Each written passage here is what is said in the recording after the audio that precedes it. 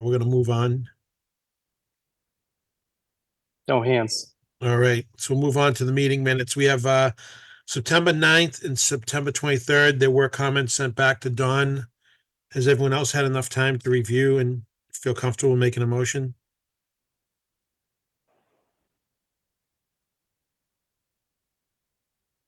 The Jay, I comments were, can't see hands raised, but I did have a couple of comments for Don, but he got them and reviewed them, just a couple of minor typos. yeah. Right. I'm sorry, I couldn't get myself off mute there to say that. Thanks, Chris. But Okay. yeah, it's relatively minor. I think they're good to go. All right.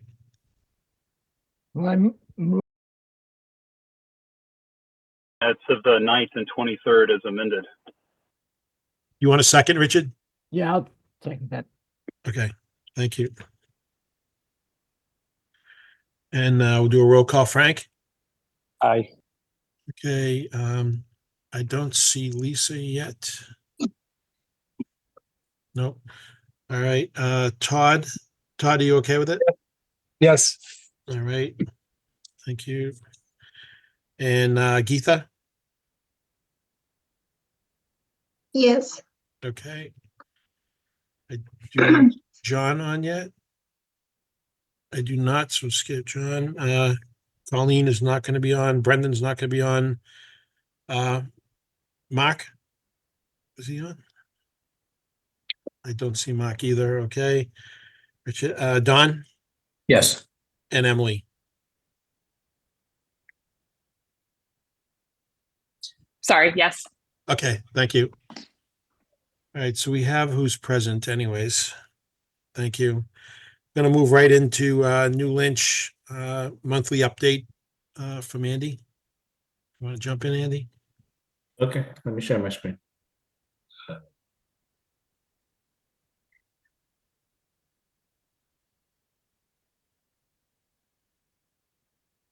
All right.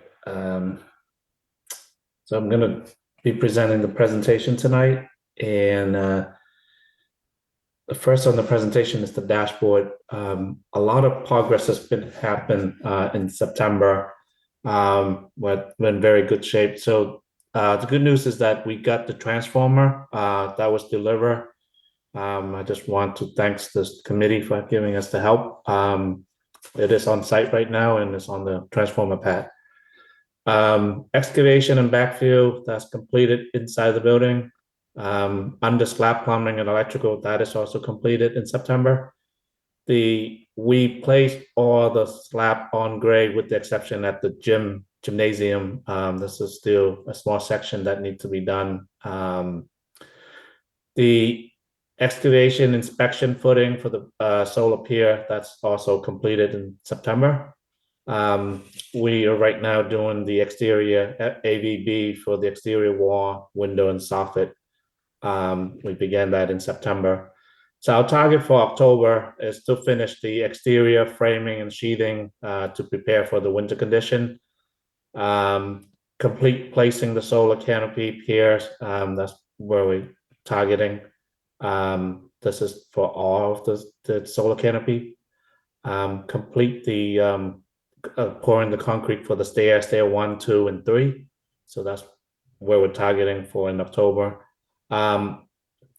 Grading and binder inside the west side of the site. This is to prepare us for the winter.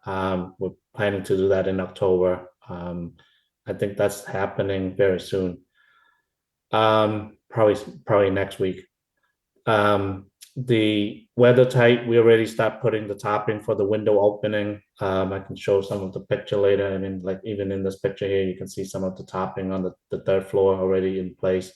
But as of right now, on site, they already block off all the window opening with the topping. The primary area of focus, as I mentioned last month, we got now we got the transformer in place, so we tying that in, start working on the electrical for the transformer. We're still continuing with the AVB, the blocking and the brickwork. That's our next focus, getting temp heat for the brickwork. Continue with the door frame inside the building, starting from the upper floor down. A lot of the MEP work is, there's a lot of progress from the third floor to the second floor. Framing, interior framing from the third floor and the second floor is about 75 to 80% complete.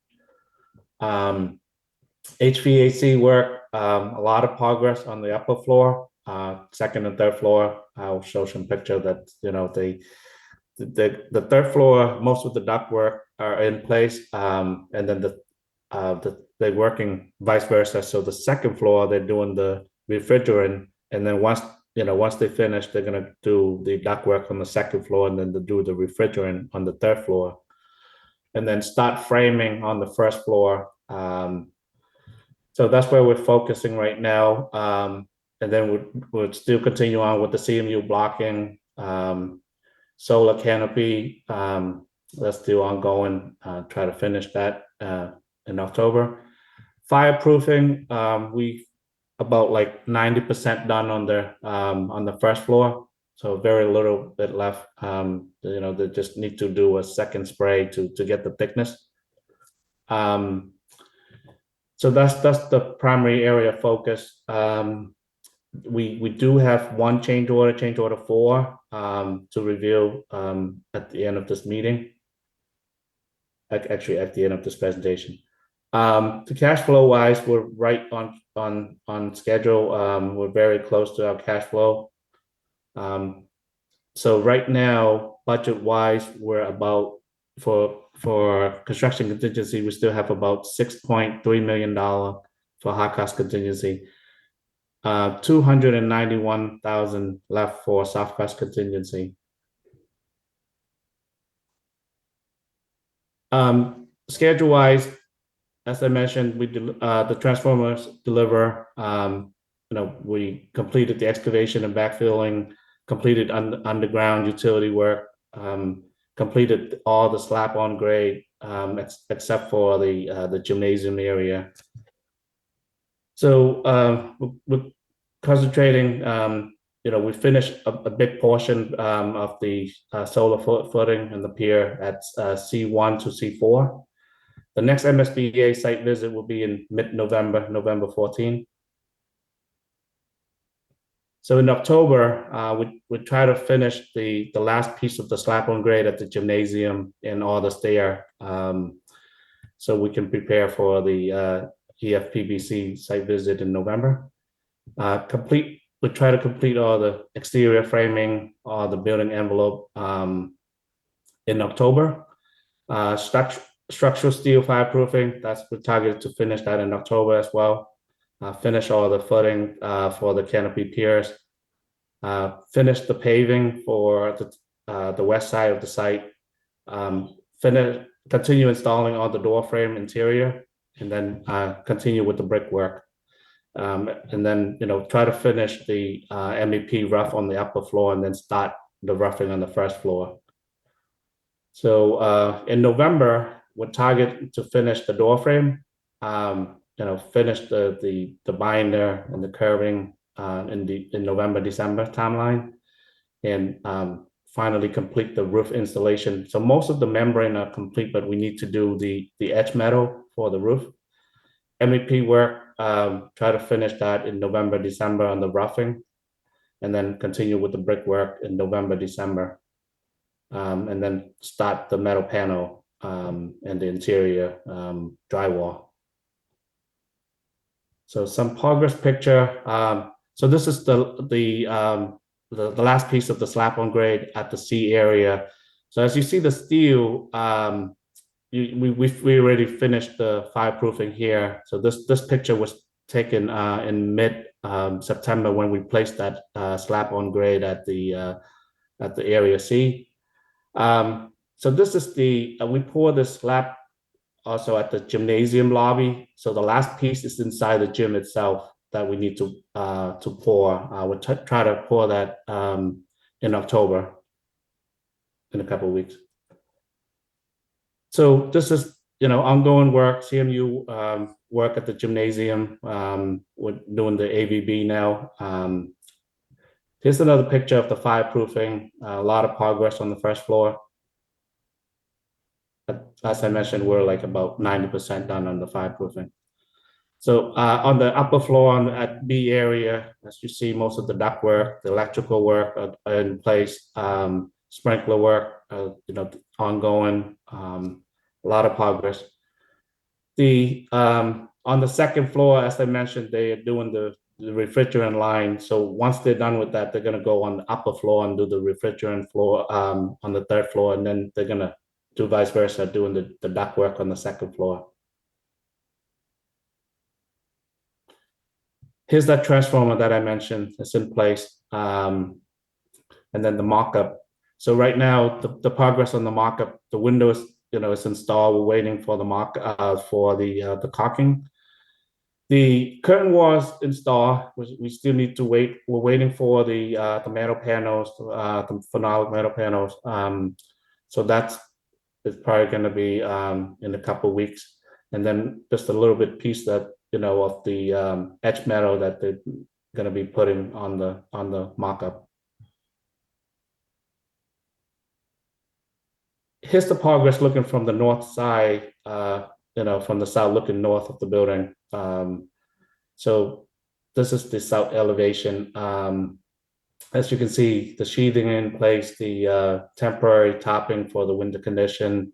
So they're still continuing with the exterior framing. A lot of progress on framing on the upper floor. I think we're about 75-80% complete on the interior framing. So here's the picture looking south, from north looking south at the gymnasium. We're pretty much complete on the upper floor on the sheathing. Right, as of right now, we're still waiting for windows for December.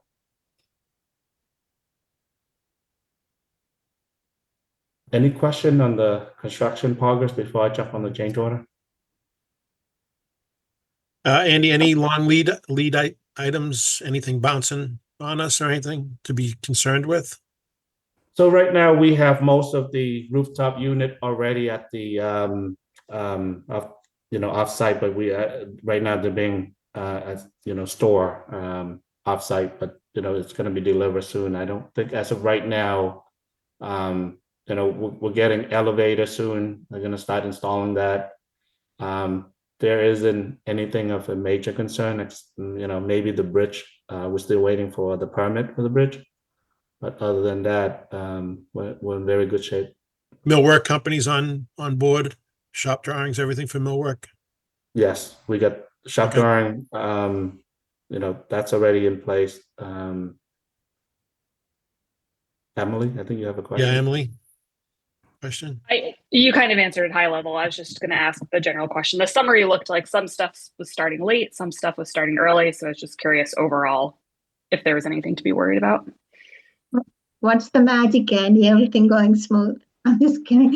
Yeah. So, we brought up at the very early on, casework is our concern, generator, transformer, we brought up all the long lead item so that, Break Builder has been very good at concentrating on that. And the same thing with the design team. We try to concentrate on the hot item, like the hot submittal, try to get the rooftop unit in place, lighting, anything we can think of, we work together as a team, try to get those stuff out. But as of right now, there isn't anything of a major concern. I mean, I mentioned the transformer, but we got that in place. So that's a big milestone. Concrete, I know we had a lot of pose. Any close-up, I know we planning of site visit or something, but just curious, any cracks or anything, shrinkage or nothing, anything, a concrete floor. I don't think there is any major concern on the crack on the concrete. 2 weeks ago, we did get a little bit rain, but we addressed the rain. We got some water inside the building, but that because of all the opening, we already addressed the issue. There isn't any damage or anything. Yeah. Okay. Anything else? Do you want to go over change order number 4, Ben? All right. So we got 9 PCO total. So one is the zero cost, and then we got one credit. So I'm going to go from the top down. So first, PCO 16R1. This is a window type H. This is from an RFI 125. So this is because the window company is saying that, like the drawing is incorrectly tagged with one of the keynotes on the curtain wall, and they say that they don't own it, and there's a confusion there. So they threatened to bring this to court, to a legal action. And what happened was we split the cost between Bright Builder and the owner. I think the cost was initially $10,000, but we're willing to split that so we don't have to deal with any legal action. The drawing isn't clear. We reviewed this with the design team, and we're willing to split the cost. So that's the cost is for $5,294.88. PCO 17R2. This is for the transformer pad. This is to move the transformer pad and make the transformer bigger. The reason for the revision was that the generator, the dumpster enclosure and transformer location due to submitted generator enclosure being larger than shown in the site plan. So we need to relocate that, and the cost is $9,272.35. Next item is an owner add, is the PCO 21R2. This is to add the fritted glass. This was not part of the original document. So Hey, this Andy. is at the cafeteria. Oh, go ahead, Chris. Sorry, that was just that was a designer. That was on me, our team. We just had missed it in our drawings. So I just want to clarify that one. Okay. The glass. Okay. Yeah, we had talked about it, and it got missed on the drawings. So just wanted to clarify that one. Thanks, Thank Andy. you. Thanks for clarifying that. Appreciate that. The next item is the fire alarm master box and enunciator changes. So this one was after, when we submitted the drawing for the permit, the fire department request for relocating the enunciator for the emergency electrical room, and also adding 3 master boxes. So the material itself is about $35,000, and the labor is about $15,000. Fire alarm are expensive. So this was requested by the fire department. It's $54,172.13. PCO 25. This is to add the washer and dryer. This is the washer and dryer alone is about $4,000, but this is for the underground plumbing work and some electrical work involved as well. So the total is about $17,264.79. The reason for the add is the during the FF&E program review, the facility department request for the additional to add the washer and dryer to the custodial area to assist with maintaining the equipment. We've done most of elementary school. Usually they do have washer and dryer, not only for facility, but also for like kitchen use or other use as well. So the design team, and here also we review this and we make the recommendation to move forward. But the plumbing work is the underground plumbing work is already done on site because of we can't hold up the project. Next is the PCO 30 R1 for grease waste piping credit. So what was installed on site was the regular the cast iron pipe for at the grease trap area, the grease waste area in the kitchen. So they installed the regular cast iron instead of the epoxy one. This was reviewed by the engineer. It was kept, it was on their report, and then they review it, they accept that, so they request for the credit. So they give us back $3,600, $3,647 for the credit.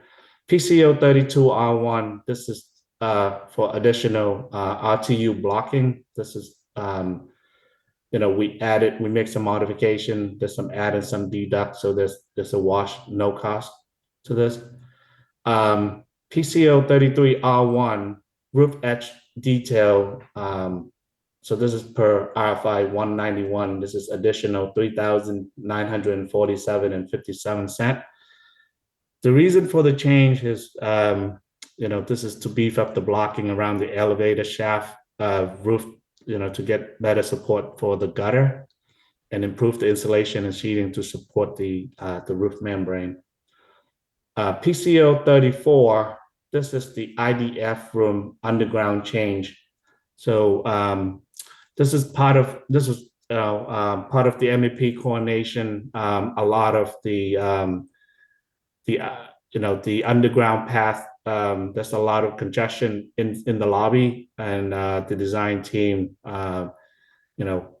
make a decision to recommend to put this underground, so that way we can avoid the congestion for the mechanical, electrical and plumbing and fire protection.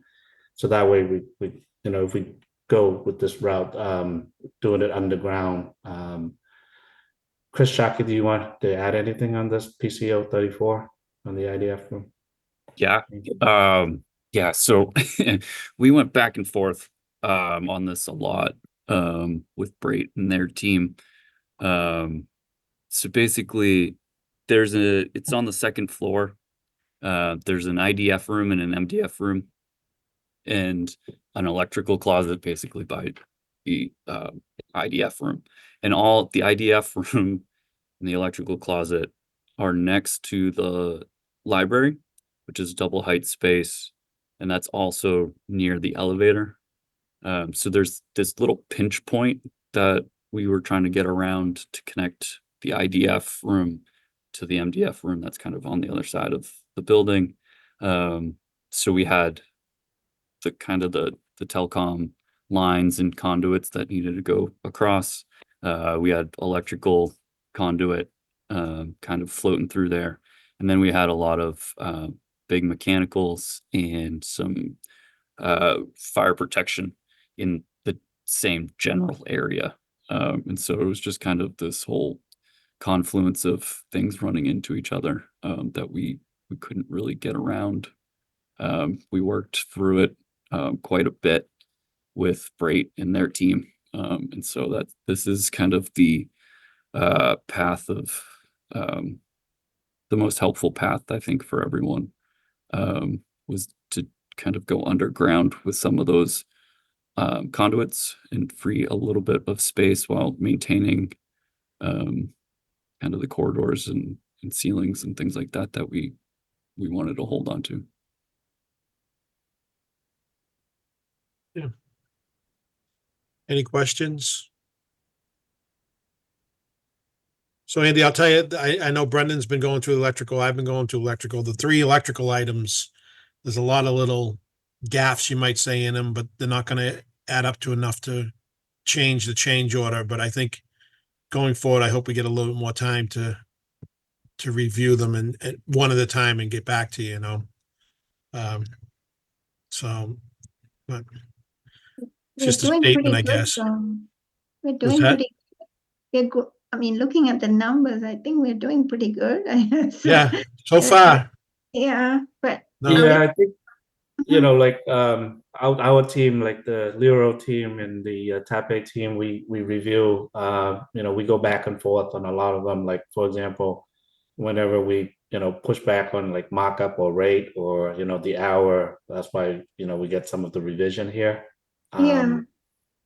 So we do a lot of vetting behind the scene before we make the recommendation for approval.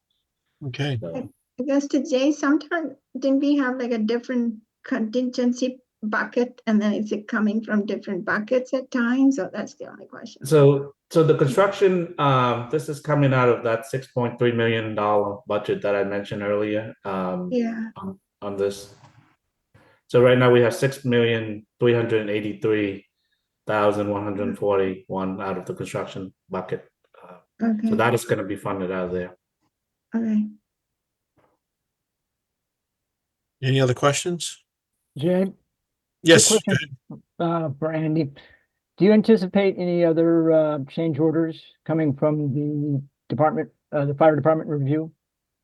I know we had one the last time, if I'm not mistaken, and then you've got the master box and enunciator change. There was something that I guess was picked up by the new fire chief in the review. Just wondering if you anticipate anything else.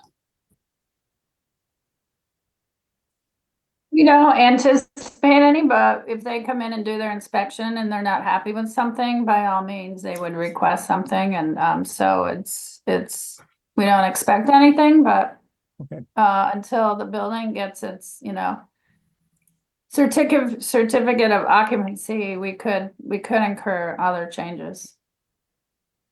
Usually at the end of the project where they do the, like Mick said, when they do the final walkthrough, they may add us to add, a couple exit sign in addition to what we have on site. So we usually recommend to the GC to have a few extra, in case they add, they ask us to add a couple. Thank you. okay. Richard, Chris, sorry. Hey there. Yes. Yeah, so I was curious, Andy, I was listening on the phone on the way back to the house. If you didn't already mention this, can you just review what is the MSBA process in reviewing these in terms of determining eligibility for reimbursement? It seems like most of this is eligible for reimbursement. Is there anything in here that you maybe feel is not? So usually the MSBA, when they review this, the only thing that the most thing that they will reimburse is the design error and omission. If anything, like if the owner add, washer and dryer, for example, this is an owner's ad, they will not reimburse this right out of the bat. A lot of time where this here, we will categorize it as at the third party miscellaneous. So that way is not, like this is not like, okay, it's not coming out of the owner adding it, like a lot of time they will reconsider it. But, the washer and dryer, if you say owner's ad, they don't reimburse you. So, like this is more, again, the only two things that I may see that the MSBA may have a problem is these two, the PCO for the fire alarm master box and the washer and dryer. But the fire alarm, what we can do is we can try to put the category where this is a miscellaneous item where, is not really the owner, but, this was found later on by the fire department. So. But what is their cap, and isn't there a cap for the change order for them as well, correct? Yeah, they only reimburse 1%. Okay. Mark, you had a question? Yeah, it's just a little disconcerting to hear a subcontractor threaten legal action on a $10,000 change order. Yeah. And I'm just curious if generally the relationships have been good and whether we anticipate any more such threats in the future. Depend on what, the subs, I mean, like the, certain subs, they're very small and, they when they bid the job, they're very competitive. And, if they miss something, if they think they don't own it, they really want to make the money. So, I mean, Bright has been fair and they don't want, any issues. So they're willing to split the cost. They're eating the other half. Yeah, I agree with you. I mean, we try to get this resolved, without dealing with any legal action. But at the same time, we review this with the design team and they agree that this, this is also, a mistake that they made that is not clear. Yeah.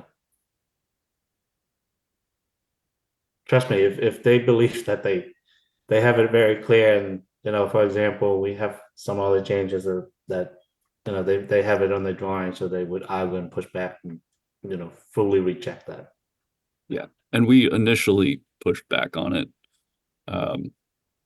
And yeah, so, and it was a little fuzzy, so that's where we ended up. Okay. Anything else for Andy? When's the big day for the mock-up test? I don't know. I'm asking. Chris, is that test when? Is there going to be some kind of a test or something, Chris? I really wanted to see it. Yes, there will be a test. TBD on the date. I don't have Okay. that yet. We're talking about window testing, right? We're Yeah, planning a yeah. window testing. So we got the mock-up, the caulking approved, the color for the caulking that's approved. So once that is installed and cured, usually I think manufacturer recommendation 2 weeks, 1 or 2 weeks for it to cure, and then we can schedule that window I testing in just the Clinton missed that Mall. date. I haven't seen one. I wanted to see one. So Okay. We'll keep you guys in the loop once I have the date. All right. Thank you, Andy. I think we can move on. This is on the manager's letter, correct, Meg? Yes, correct. Yep. Okay, so we can vote it all at once. Vote it then. Yeah. Okay. I think we're ready for the manager's letter then. Okay. Yep. Let's see here. I have it here. Can I share my screen?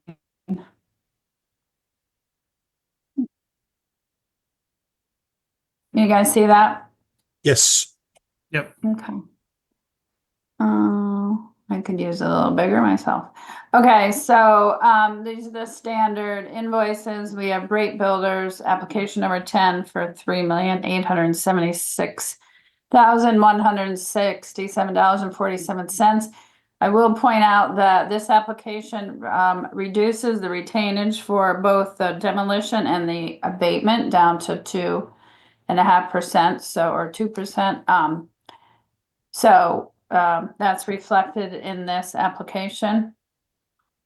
Triumph Modular monthly invoice for $29,850. Tepe's monthly invoice for $109,306.21. Harbor Networks monthly invoice for the trailers for the IT out there is $431.60. EarthCam is our video camera for $565. And then Frida's timesheet is $633.12. And then we also have a spending authorization there, which we just discussed for Rate Builders, change order number 4. Okay. Any questions or can we get a motion? I move we authorize the town manager to make the payments as outlined in her October 7th memo to the committee and to approve spending the change order. What's the number here? I can't. 4. Change order number 4 for Brat Brothers Corporation, $124,970,000. Second. Thank you, Mark. All right, roll call. Frank? Aye. Lisa? yes. Todd? Aye. Geetha? Hi. Chris? Aye. Richard? Yes. And Emily? Yes. Thank you. All right. You're all set, Meg, with that, Meg. All right, Hill team, I think if you want to sign off, you're good. We're going to move on to the high school. Thank you for everything, and some of us will talk to you tomorrow morning. Thank you. Thanks, guys. Okay. Thanks, Mark.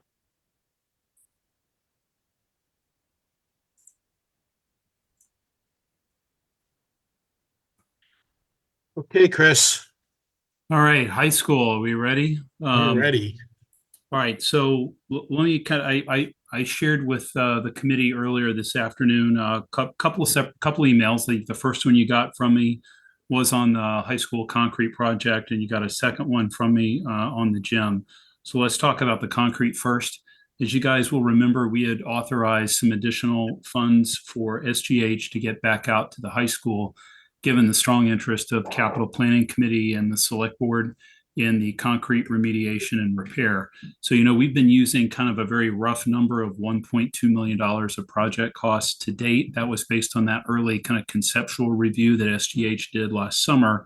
So we had them come back into the building to be absolutely sure, and this is really with respect to the topside work, that we had captured all the areas. So they did that work over the past couple of weeks. They reached out to us early last week to say they actually did find some additional areas. Not in surprising places, but maybe, a few more areas in guidance, a few more areas in the nurse's office.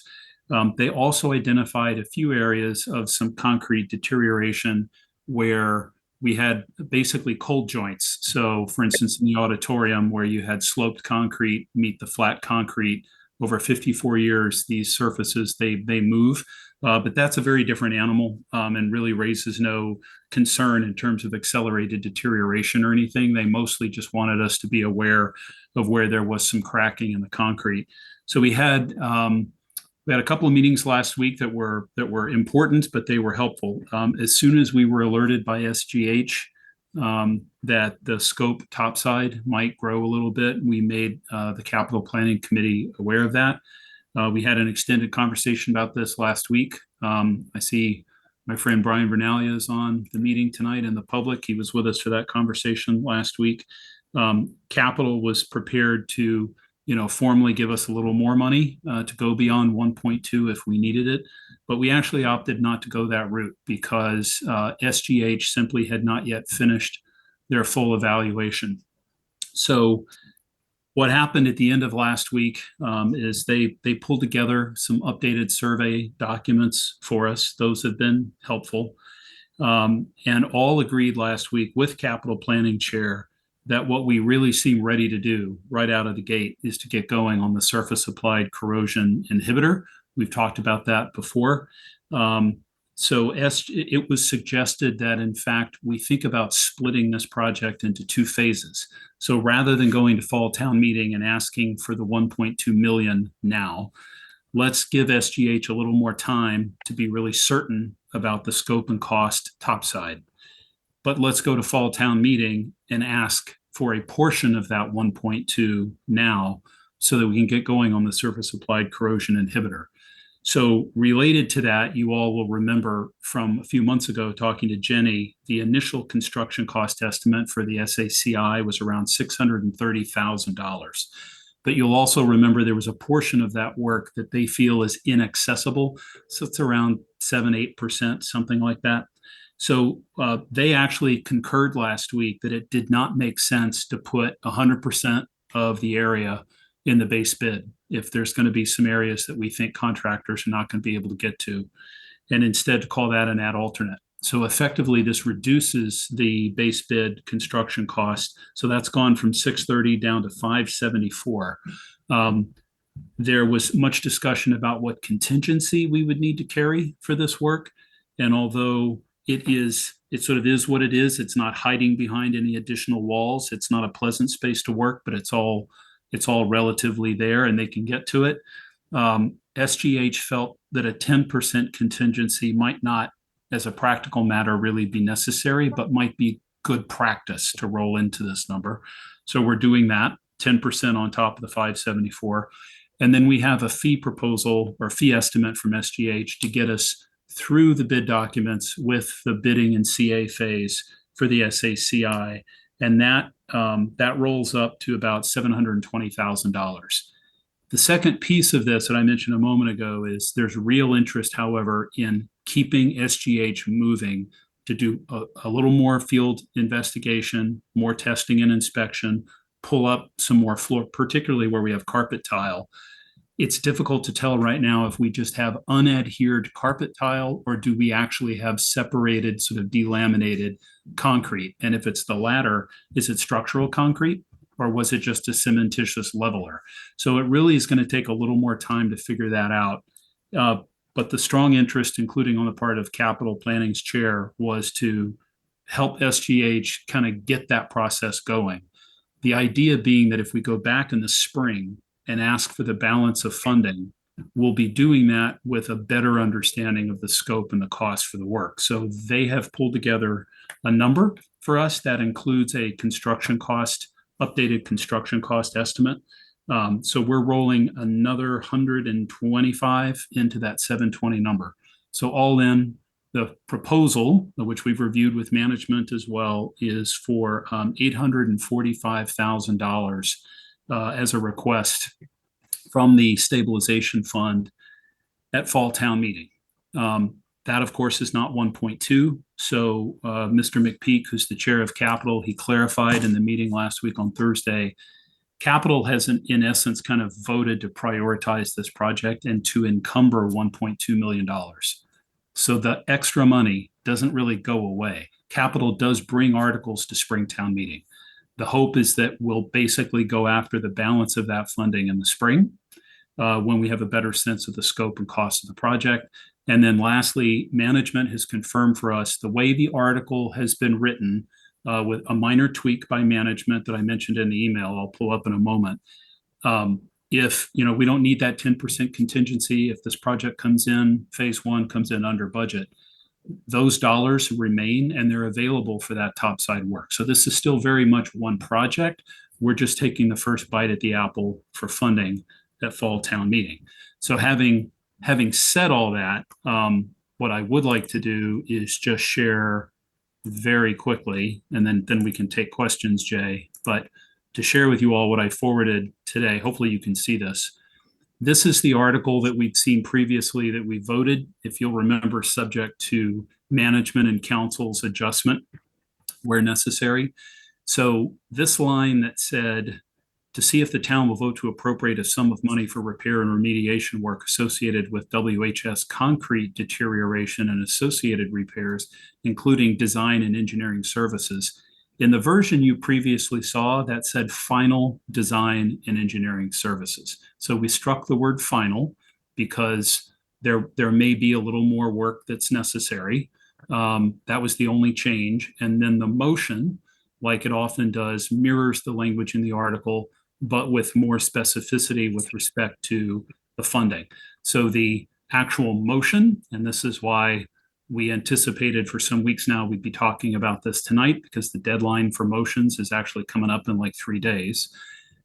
Management has put forward a suggestion for us, moved and seconded, that the town vote to appropriate $845,000 from the Building Stabilization Fund, established under Chapter 69 of the Acts of 2002 for the repair and remediation work associated with WHS concrete deterioration and associated repairs, including design and engineering services and all other costs related thereto, that the EFPBC shall be authorized to have oversight of the project, and then in accordance with Section 4.2 of the Town Home Rule Charter, town manager shall have the authority to enter into contracts and approve payments with respect to the project.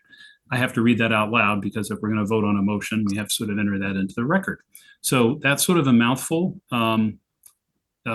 Because this is co-sponsored with the Capital Planning Committee, and because it is funded from the stabilization funds, there's not another sort of paragraph below. You see the note here, background is to be included in the capital planning report. For most freestanding articles, you might have a paragraph that kind of explains what it is we're trying to do here.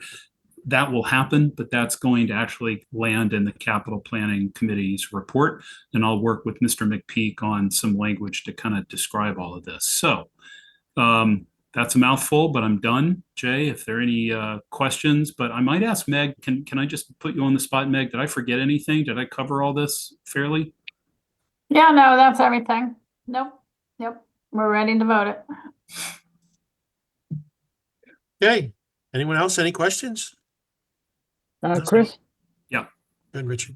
Can you just review the $100,000 that was appropriated for this project by the fall town meeting last year under Article 12?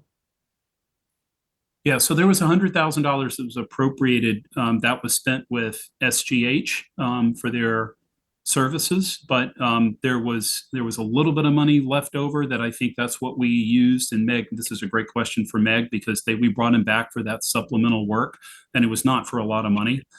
So we've drawn that way down. I don't have the dollars in my head though. Maybe Meg does. No, but it's I would say it's probably fully spent, fully yeah, encumbered. So it's been encumbered on further analysis by SGH. Yeah, it's all gone to SG&H for their analysis and to get it to us to this point. Okay, Yep. thanks for the clarification on that. Yeah. So what we're looking for is just a motion to approve the motion for Winchester High School concrete repair and remediation as presented. Or I'll make that motion, Jay. Okay, motion by Chris. Any second? I second, Don. Done. Thank you. Okay, roll call, Frank. Aye. All right, Lisa, Yes. Todd, Aye. Geetha, Mark, Aye. Richard, Yes, and Emily. Yes. Thank you, Emily. Okay, Chris, All right, next one. moving on. Gymnasium project, which I think at the last, maybe meeting before last, Meg kind of reviewed with us two different scenario. I mean, you guys have already heard from Meg and Jay about, we had our low bidder pull out. JJ Cardosi is holding their number. So there's a lot of confidence in what the number needs to be to establish a contract. We reviewed what the gap was at a 10% versus a 15% contingency. Meg and Jay both feel pretty strongly that a 15% contingency is the way to go here, given some of the feedback we heard from contractors.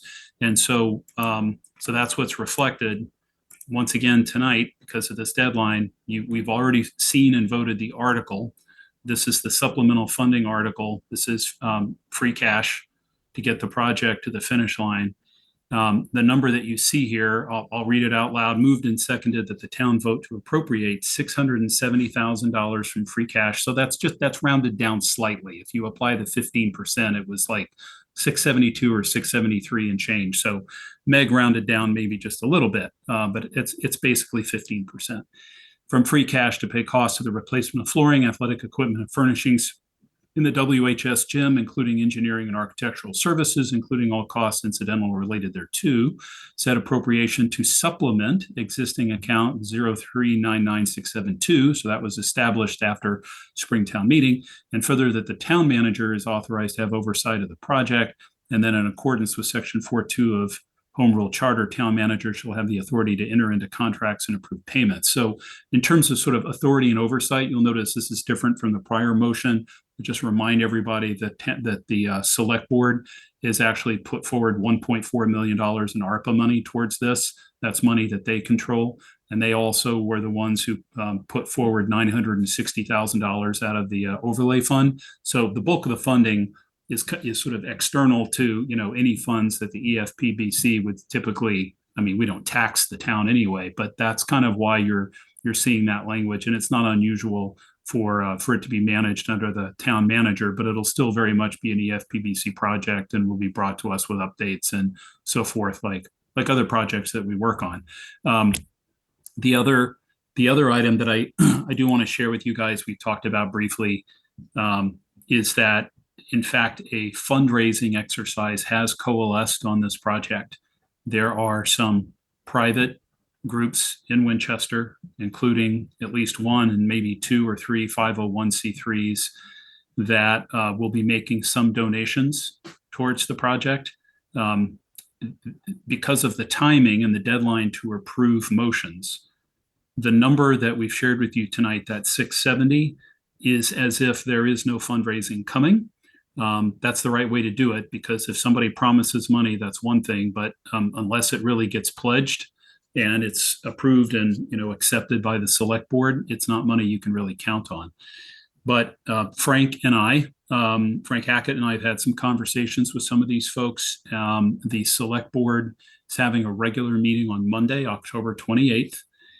Our expectation is that the fundraising exercise that's going on right now will be sunsetting early the week prior, so around October 21st or 22nd, and that there will be information prepared for the board to hear and act on at their meeting on October 28th. The goal being to make a significant contribution towards the project so that we don't have to ask town meeting for $670,000. Can't tell you what that number is ultimately going to be, but I think it will be significant and will certainly help us in our advocacy for the project. I mean, free cash is needed all across the board in town government to make other important projects happen. So I just really appreciate those who've sort of stepped up here. And Jay, if it's okay, I'll put Frank on the spot only in case he has any additional information on the fundraising exercise. But I know one piece is pretty well a done deal. I think they're maybe just waiting to come forward until others kind of either come around and make it official. But I think we'll be pleased when this information comes out. When that happens, eventually, we will need to revote the motion as an amended motion. But a deadline is a deadline, right? So we have to vote this tonight. And then should there be an amended motion, which happens not infrequently at town meeting, it may even happen early enough that it gets printed on a yellow or blue sheet of paper, and the town manager's office just sends it out to town meeting members. And then we'll be able to share in the presentation that the requested funding has actually come down. But we got to wait and see how the chips fall on all of this. Frank, is there any update on this regarding fundraising? Not that I would share at this point, but I think you represented it well. I think there's a lot of confidence around a good number and maybe a little bit more than that. Okay. Yes, so would you say is it some kind of an understanding also the contractor would hold the price for certain months? Is that,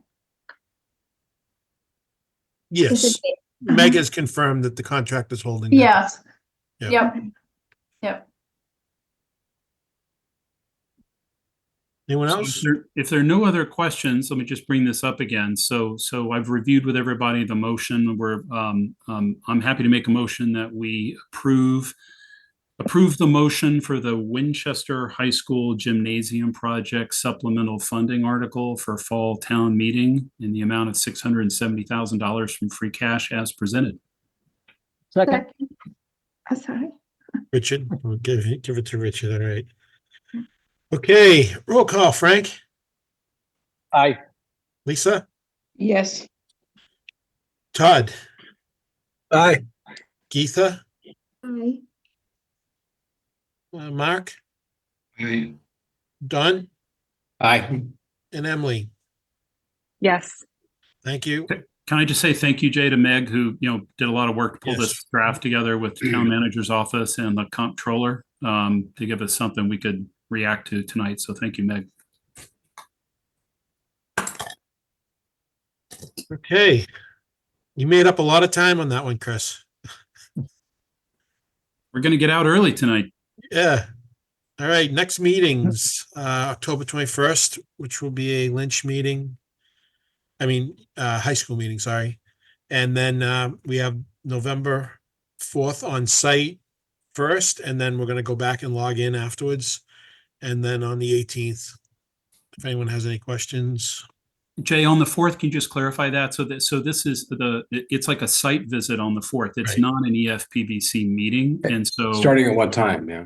Yeah. we're allowed to do that. And then we will actually convene the meeting remotely. So I think, Jay, did we actually have, I think we said 4 o'clock. down a time, right? Or did we? I think Andy said 4 o'clock we could go in Okay. Okay. and then give enough time to get back out and log in for a 6 o'clock call.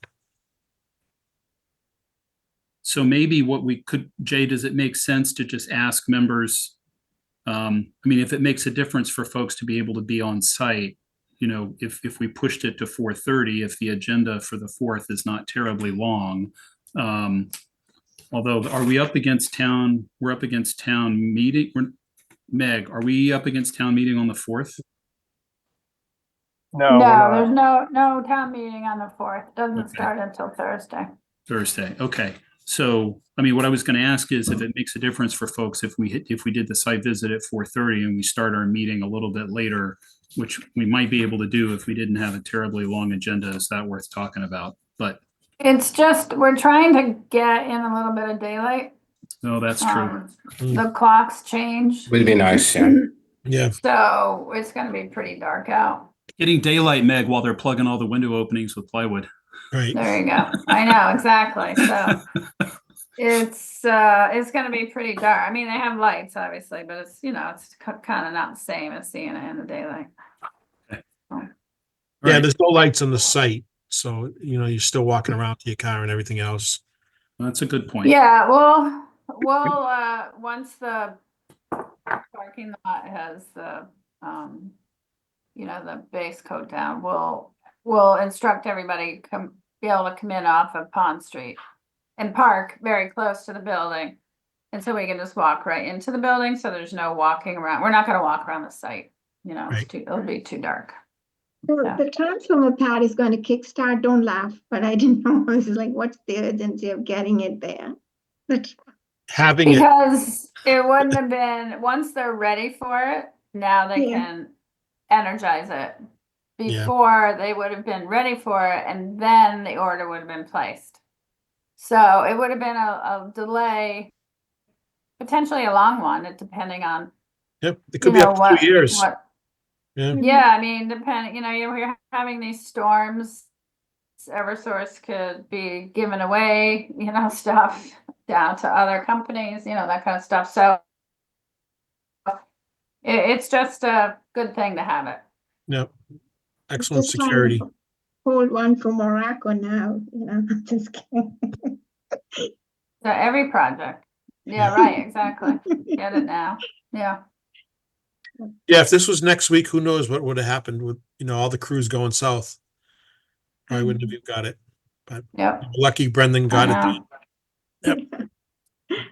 All right, Jay, would you like a motion to adjourn at 6:59? Ooh, Yes. oh, Squeak it in. I Hey, said thank you, Chris. Who's second? Geeta. Geetha. All right. All right, Frank, Aye. Lisa, Yes. Todd, Yes. no, she's not. Mark, Oh, Richard, Affirmative. Don, yes. and Emily. Yes. All right. Thank you, everyone. Have a Thank you. wonderful Hey, good night, Good everybody. Hi, guys. Good night. day. Thank you. Bye.